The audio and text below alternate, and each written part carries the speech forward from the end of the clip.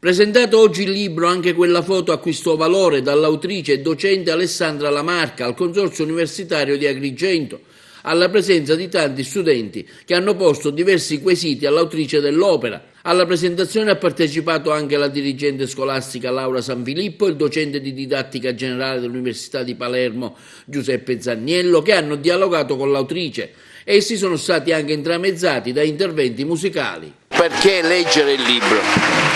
Ma perché forse può essere un'occasione per riflettere, soprattutto per gli educatori ma anche per gli stessi ragazzi, su quello che può essere un percorso universitario, un percorso anche di amicizia, un percorso anche di riflessione su alcuni valori come lo studio, la libertà e soprattutto sul come dare un senso alla propria vita, su come far acquistare ad una vita che magari è in bianco e nero dei colori, così come dice il titolo, anche quella foto acquistò colore. In realtà questo è un vero trattato pedagogico, quindi non è semplicemente un romanzo ma è molto di più, è anche un vademecum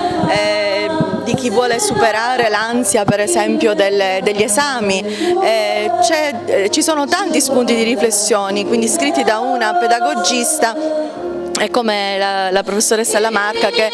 in questo caso penso che lanci un nuovo genere letterario, perché non è solo un romanzo appunto, ma è un romanzo pedagogico con tanti spunti di riflessione, con delle pennellate letterarie raffinatissime di chi ama appunto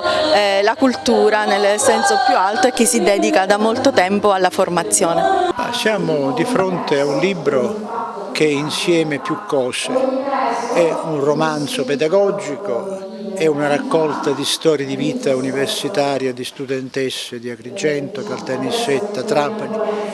che hanno frequentato l'Ateneo di Palermo 20-30 anni fa, alcune delle quali sono presenti qui in sala, e anche una riflessione pedagogica, ci tengo a dirlo, su esperienze di formazione di giovani universitari fatte dall'autrice, che adesso è docente universitaria di didattica e pedagogia speciale. Colpisce la freschezza con cui vengono raccontati questi episodi, che sono inframmentati da considerazioni pedagogiche. I personaggi sono reali, sono stati tolti i nomi reali, ma si raccontano fatti della vita universitaria di queste ragazze, che possono servire, a mio modo di vedere, anche a coloro che stanno per incominciare o hanno appena incominciato l'università, specialmente qui ad Agrigento, dove c'è il corso di laurea in scienze dell'educazione, far capire come nasce una motivazione a educare, a formare, in che consiste il rapporto educativo e formativo basato sull'amicizia,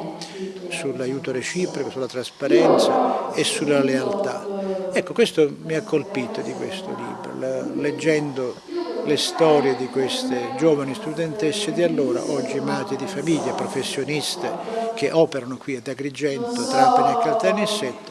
Mi ha colpito la loro insistenza sul clima di amicizia, di famiglia che hanno trovato in quei 4-5 anni di vita universitaria, grazie a questo ambiente che era diretto dall'allora giovane professoressa Alessandra Lamarca.